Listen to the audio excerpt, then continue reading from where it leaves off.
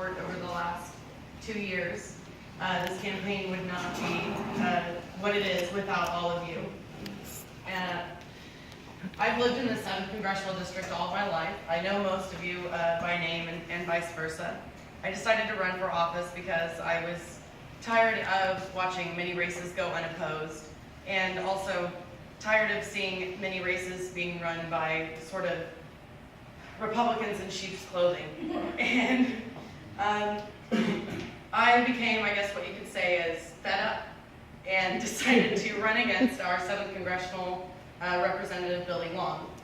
We not only have an ideological difference, we have a practical difference. I don't really believe that he is serving the people of the 7th District. How could he possibly be doing that from Las Vegas? Yeah. And while we have such wonderful gaming in Northeast Oklahoma also, which could be sort of supporting our economy a little bit more than he is. And that's really all I'm going to say about Billy Long, because I was raised not to say anything. If you can't say anything nice, don't say anything at all. So I'd like to move into really quickly. I'm not just running this race to run for the 7th Congressional District. I'm running this race to rebuild the Democratic Party in this area. I know, lofty goal, I know. But I'm not the only one. There are a lot of people involved in this. Many of you have also dedicated large portions of your time, especially recently, for the Democratic primary. I know I'm still exhausted from all of the work that we did.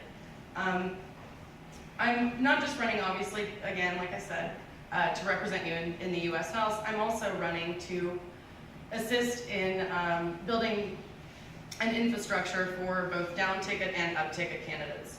I'll specifically mention 2 races, the gubernatorial race and our senatorial race. Those are both races that are done by raw vote count throughout the state. It does not matter if those votes come out of St. Charles County, Jackson County, where Kansas City is located, St. Louis County, or Newton, Jasper, Greene, McDonald, Dade, those are counties. I intend to, obviously I hope that many people have this attitude, single-handedly get Jason Kander elected to the Senate. And to also ensure that we have a Democrat in the governor's mansion, because that is the only thing standing between us and being Kansas. And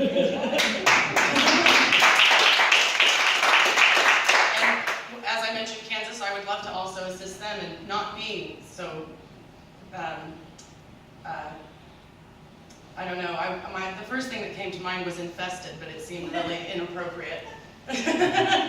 With sort of the drowned in the bathtub conservatism. I think there's a lot of place for austerity in government. I think there is a lot of place. But I think that the way that it's currently being attacked, the working class, especially low income, no income, underprivileged individuals, which I think should be exalted rather than vilified. I think anyone that can go to work on Friday and know that the paycheck that they get that day is not going to sustain them until the next Friday, and can know that they may not be able to feed their children that week, and can still get up in the morning and go to work. I think that's something that needs to be celebrated, and we need to give these people assistance, not point at them and point out the mistakes they may or may not have made. The other thing is, obviously, right to work is something that is consistently being tried to be, sort of forced down our throats. There are a lot of issues. I could go on. I know that we all are really pretty familiar with the environment, sort of political climate in Missouri. There are a lot of issues that I'd like to bring attention to. I really very much enjoy dovetailing my congressional campaign with the local parties in the different counties, and have taken it a very serious role in trying to assist with, I guess what you'd call party building, getting people back into their county committees, getting people into the precinct seats, getting people to vote in the primaries that wouldn't otherwise, getting people involved and to getting them to sort of understand more what government is, how it affects them, and that really the threshold for involvement is not as high as they believe. I think a lot of people have been made to believe that if you're not sort of political scientists that you should be voting, and I think that's absolutely ridiculous. And unfortunately, some very informed people have been going to the polls and giving us some very terrible representatives. So I think that's sort of a moot point. I would like to inform more people, obviously, but I'd also like to encourage people to not be so reticent to participate in democracy, because it is for all of us. And I will underline before I end this speech that the U.S. House is called the People's House. It's intended for people like everyone pretty much in this room. The qualifications are set so that it's intended for real human beings. And I am definitely that, a real human being. I am a product of the 7th Congressional District. I have a pretty interesting sort of origin story that I think a lot of you know. I'm pretty open about it.